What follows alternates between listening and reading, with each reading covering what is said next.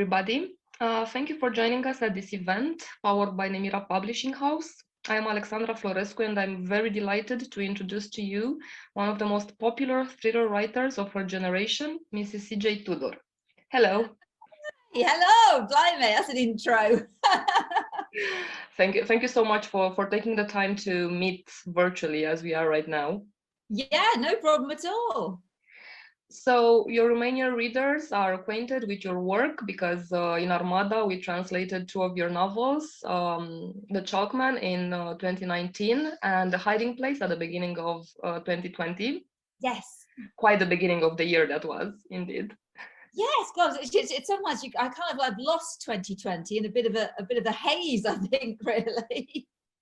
Well, the good part is that the readers did not miss that novel, and you've had many readers.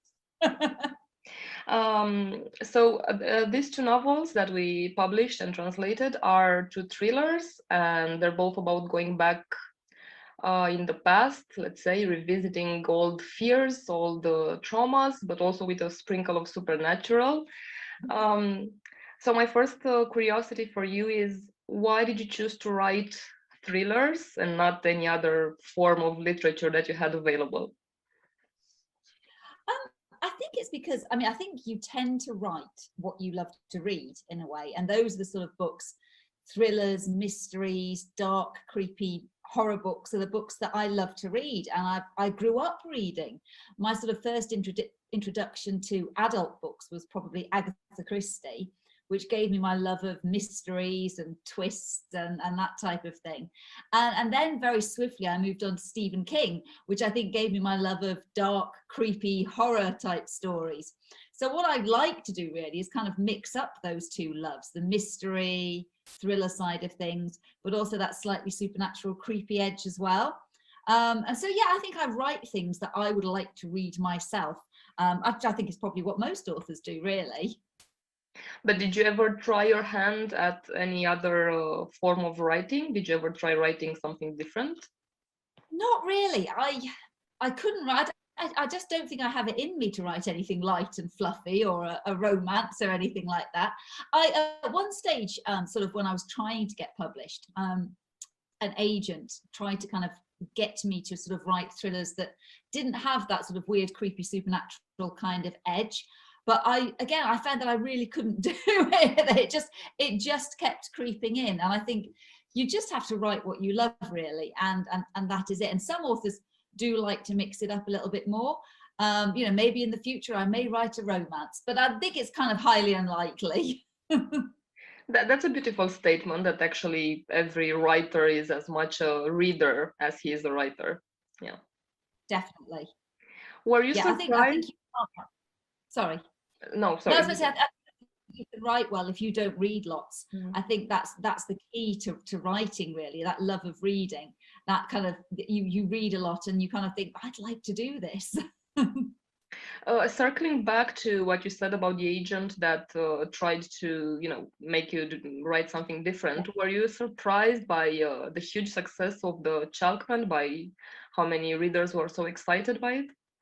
Yeah, because there was a big gap between that agent that I left and finding another agent, my lovely agent who I have now, Maddie, who we published The Chalkman. So there's probably a gap of 5 or 6 years in that.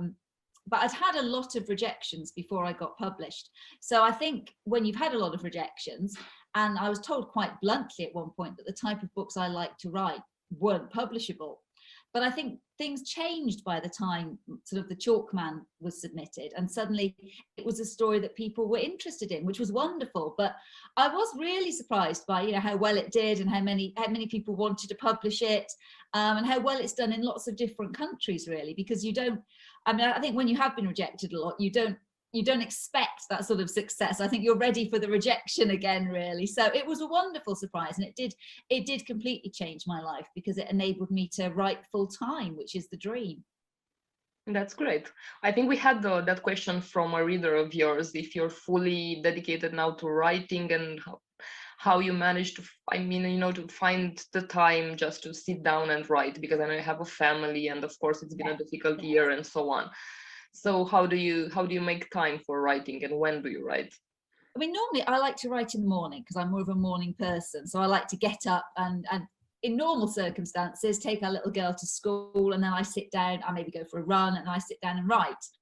At the moment, of course, things are a little bit different because we're still in lockdown here in the UK, and my little girl has been off school on and off for months, basically. So she's been at home, and we've been trying to homeschool as well. So that has been much more challenging, just to try and carve out those bits of time to try and write. But I suppose I think of it in a way when I couldn't write full time and I had to work around my other jobs that I was doing then, and my little girl was small. Again, I made the time, and I think, you know, you just have to find those small bits of time to write still. You've got to make that time. And, you know, it is lovely generally to sort of have the freedom to write full time, but it has been more of a challenge recently. And I think you have to treat it like a job. You know, it's a lovely creative process, and it's what I always dreamed of doing. But I think you do have to treat it like a job, that you can, you know, you can't wait for inspiration to come. Your job is to write something, so you have to sit down every day and put something down on the page. You know, it might not be very good that day, you might delete it all the next day, but it's important to kind of have some kind of routine, I think. Routine and discipline, I guess. Yeah, And yeah. commitment. So how do because your stories are sort of beautifully uncanny, how do they come to you? Do you see certain details, situations, characters? Do you draw them from real life and then, of course, change them? How does it happen? Most of my stories start with I think a what if. One little thing will happen that will spark an idea. The idea for the chalk man came about because some friends gave my little girl a tub of chalks for her second birthday. And she wanted to go outside and draw on the driveway outside with the chalks. And so we drew lots of stick figures on the driveway. It was what she wanted to draw. And then we sort of went inside and forgot about them. And then later that night I went out, and it was dark, and I put the light on, opened the back door, and there were all these stick figures all over the driveway that looked suddenly incredibly creepy in the dark. And I said to my husband, these chalk men look really creepy in the dark.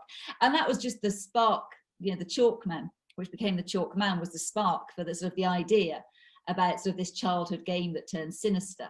And similarly with the hiding place, I went to school in a small village in the north of the UK, which used to be a mining village. And then when they closed all the pits, there was for a long time, the ground where the pit used to be was very desolate. But, you know, people used to walk dogs and stuff over it. But of course, underneath the ground there were all the old abandoned mines that they just sealed up. And I used to walk my dog over there, and it just, the idea that there were all these like tunnels beneath the earth and what they could potentially hold, just kind of, it kept going over and over in my head. And I thought, wow, what if, you know, if you were a kid and you found a way down there, and what if you found something else rather creepier down there? And again, so it was just sort of circumstances. I think if you're a writer, your mind's always ticking over with ideas, and it can be the most innocent thing that can just spark off an idea, or in my case, a creepy kind of idea. And it just sets the ball rolling, and then everything else kind of comes from that, really.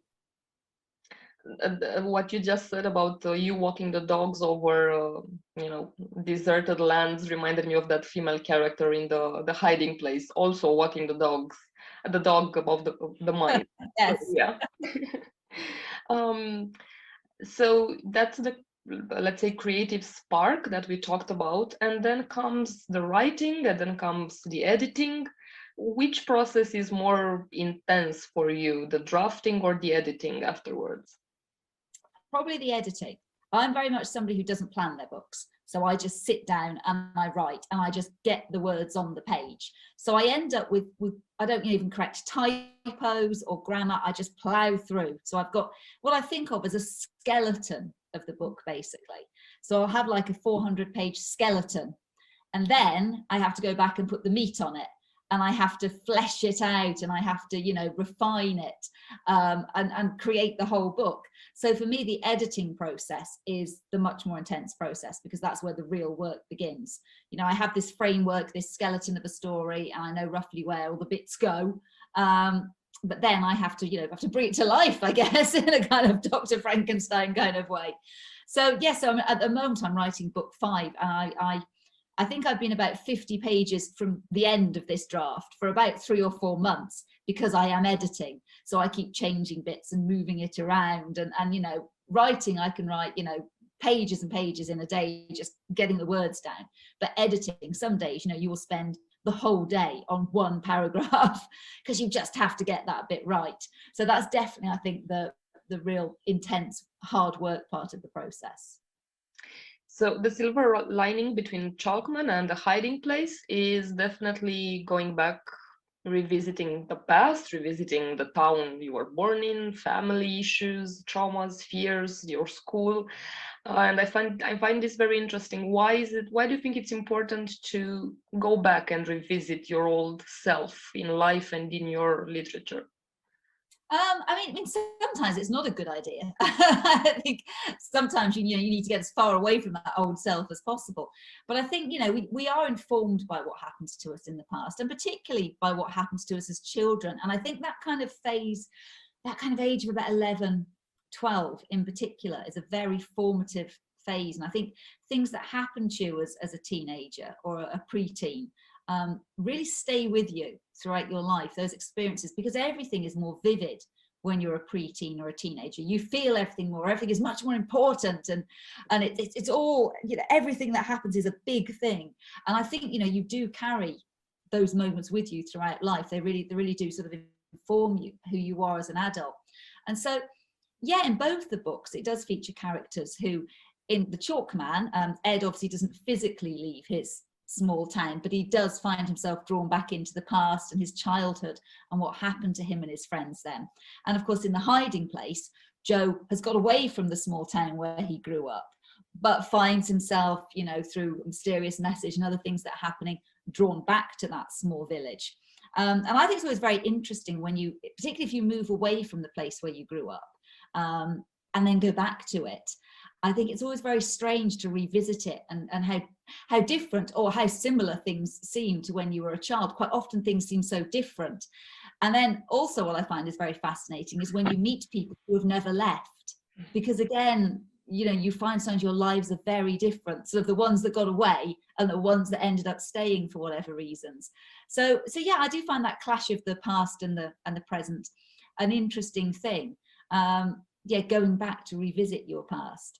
It can be a strange one. As I say, meeting people you grew up with, perhaps, who you haven't seen for a long time, that can be a strange experience too, because often it's, I think what's more shocking sometimes, not the people that have changed and moved on, but those that seem very much just like taller, older versions of their childhood selves.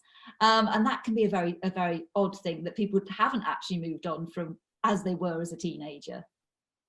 And from a literary standpoint and as a writing technique, let's say, it's very interesting because so you can have two perspectives, let's say two worlds. You can have the retrospective silver lining that gets on the thing that you imagined when you were little, and it also gives you the chance to have very powerful youngsters' voices. I mean, they're very relatable and very real. They have real flesh on them.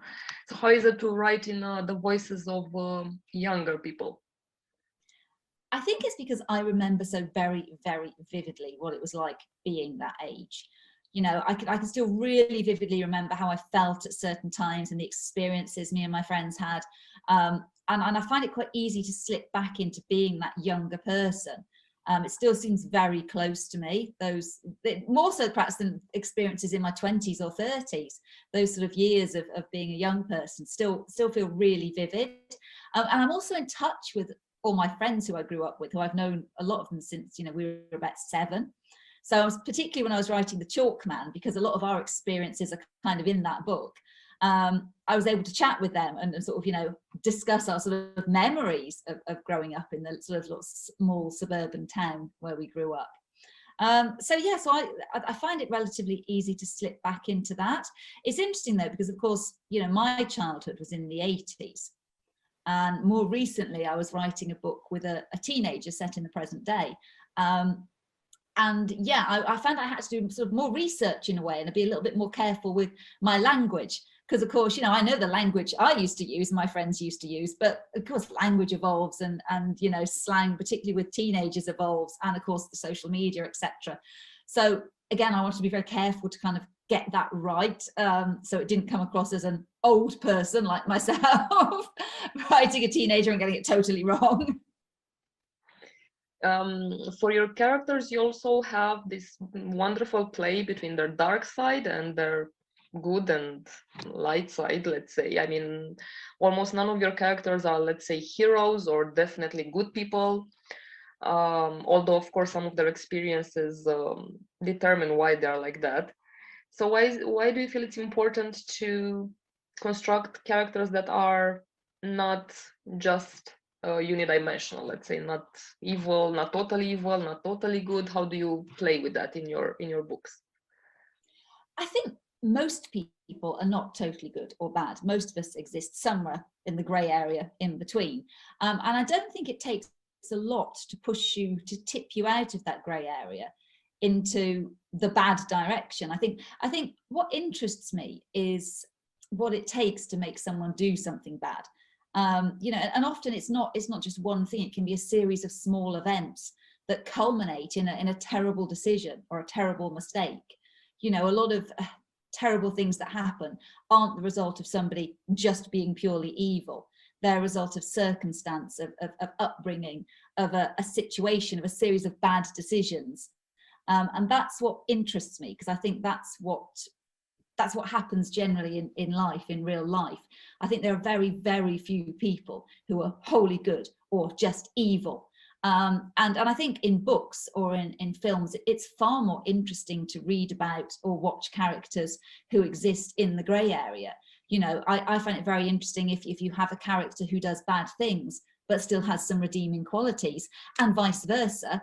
I think it's interesting to have a hero or anti-hero who is capable of good stuff, but also perhaps is capable of doing something terrible as well, because we all are. So I think those characters are much more relatable and also much more interesting to read about than just a goodie and a baddie, because that's kind of dull. There's no of those characters to go, you know, there's no development with them. So yeah, I think it just keeps it more interesting, really. And it is fascinating. I am particularly fascinated with what makes, or what can push someone into doing something terrible. So your characters are indeed very relatable and very well written psychologically. But as I said in the beginning, you also like to have these sprinkles of supernatural, which isn't as easy to write as some may think, because even that dose of supernatural has to be convincing for the readers. They have to sign the fictional pact and believe it.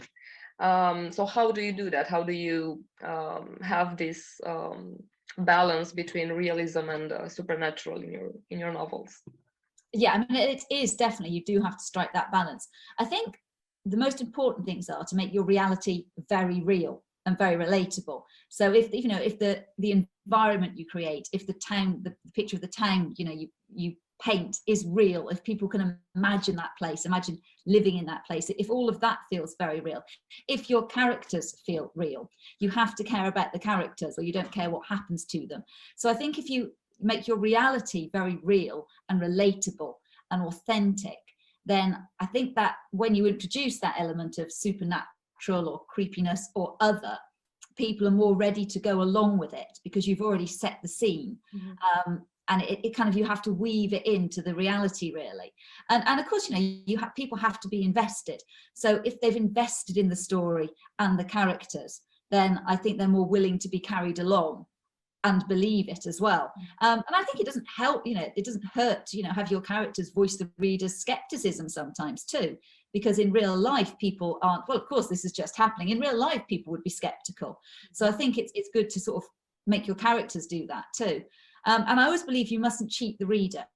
So if you have a supernatural or say other element in the story, then I think what I try and do is make sure that the mysteries, you know, the mysteries, the story, those are resolved in real life. So, you know, if there's a murder or if there's a crime, that the reader will find that, you know, you will have those answers, it's not going to be a case of, whoa, well, you know, the ghost did it, or that there's no sort of cop out. I think it's very important to do that, because the books are mysteries and thrillers as well. And so, you know, a reader wants a satisfying conclusion. They don't want to end feeling cheated that they haven't had the crime or the murder resolved and haven't had their answers. It's all right to be a little bit ambiguous, I think, but I think you need to provide most of the answers, or at least give the reader a chance to kind of come to their own conclusion. Yeah, I liked in your novels that indeed you don't have like big bad baddie, let's say. I just have some, you know, evil that manifests itself, and that the characters are sort of caught in it by a series of unfortunate events, let's say. Yeah. Mm-hmm. So let's talk about the king in the room.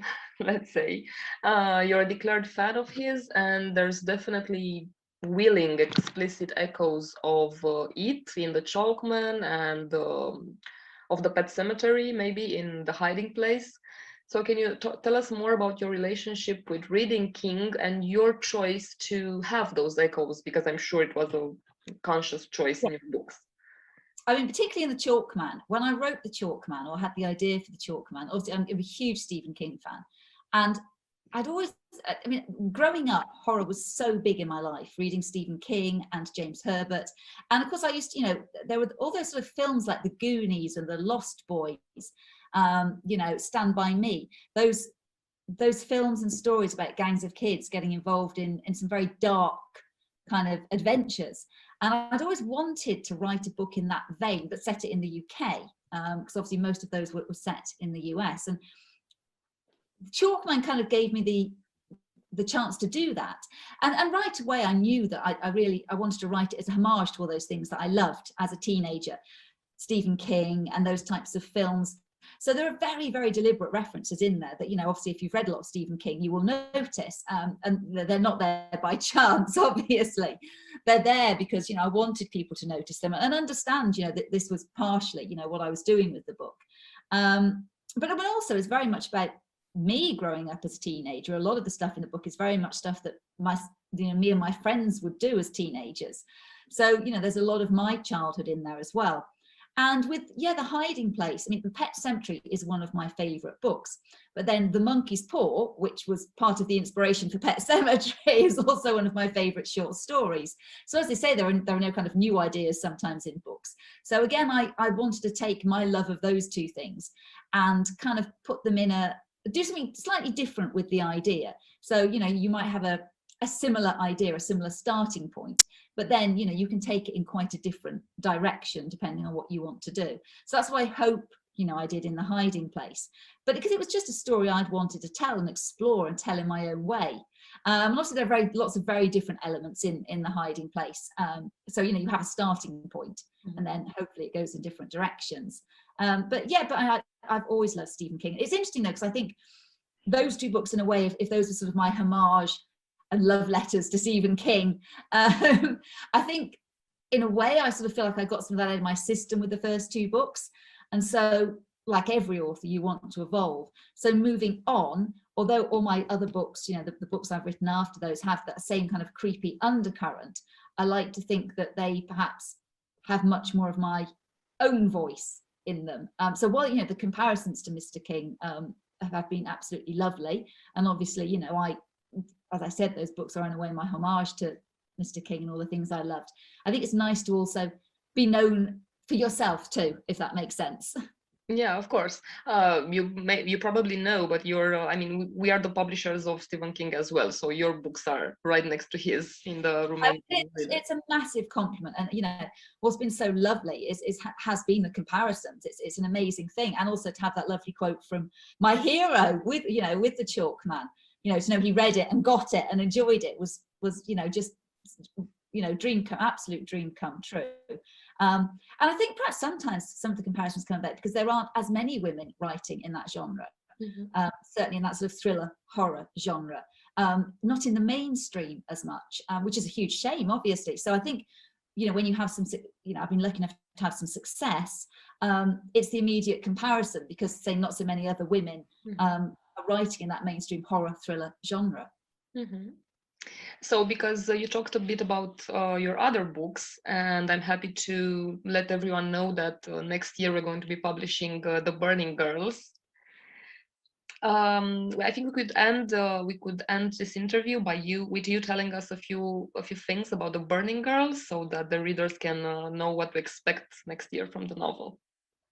Yes, so The Burning Girls is set in a very small rural village in the south of England called Chapel Croft, and it's a village with a very dark and macabre history. 500 years ago, 8 Protestant martyrs were burnt at the stake in Queen Mary's purge of the Protestants. 30 years ago in this small village, 2 teenage girls disappeared without a trace. And a month ago, the vicar of the parish committed suicide. So into this small, creepy village with these sort of history of macabre stuff going on, come Reverend Jack Brooks and teenage daughter Flo, who have been appointed. Jack's been appointed as the new vicar of the parish. Straight away, you know that something has happened in Jack's past. Jack has left the previous church under something of a cloud, but we don't really know why, and kind of been shifted into this small parish to stay out of trouble. But straight away, trouble kind of finds Jack and daughter Flo, because Jack receives a strange message, an old exorcism kit with a mysterious biblical quote about secrets. And daughter Flo thinks she sees strange apparitions in the church of burning girls. So the burning girls of the title has a double meaning, because they're said to haunt the chapel. They're the 2 youngest girls who were burnt at the stake. But also the villagers every year make these small twig dolls called burning girls, which they burn on big fires to commemorate the burnt martyrs. So Jack and daughter Flo find themselves drawn into the mysteries of the past in this small village. And they soon sort of find out that, the burning of the martyrs and these 2 young girls all these years ago is somehow linked with the mystery of the missing girls from 30 years ago and the death of the last vicar. So it's a small village with a lot of dark secrets that Jack and daughter Flo find themselves embroiled in, and having to kind of solve in a way to kind of save themselves. That's so exciting, and I'm already thinking about a gift kit with the book. Maybe we can do some burning girls for ourselves, for our readers. Actually, a lot of it is based upon a real history of the area that we moved to, because the burning of the martyrs was something that happened in this area, and there's a lot of monuments to the burnt martyrs all around small villages in this area. So it was nice to kind of use some of the real history of the area sort of in the background of the book. I'm so excited. I can't wait to read it. And hopefully we can see each other again after we publish it and have another discussion only about it. Thank you so much for taking the time. Thank you so much for taking the time again. Thanks a lot. So we'll see each other again next year for The Burning Girls. And until then, visit C.J. Tudor's other books, Chalkman and The Hiding Place. Thank you.